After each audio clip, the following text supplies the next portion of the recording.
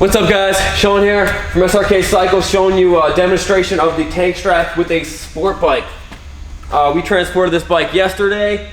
It's been on the trailer ever since, and you know what, I don't mind keeping a bike on the trailer because it's not putting any pressure on the suspension.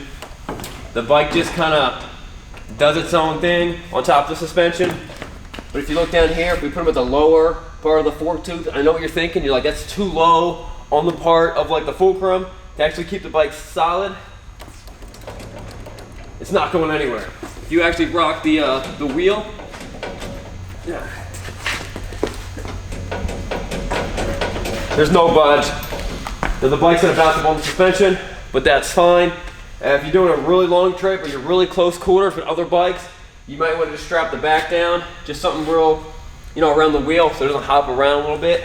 You don't really have that problem with the bigger bike. Guys, you can buy these tank straps. I use 2 straps to transport my sport bikes, and this will not mess up the forks like if you pull it on suspension. The last thing you want is to blow your fork tubes, which costs you about 400 bucks to replace. These are 30 bucks for the set. Click on the link below. We got them for sale on Amazon and our website, bikesandbeardsgear.com. We'll see you guys later.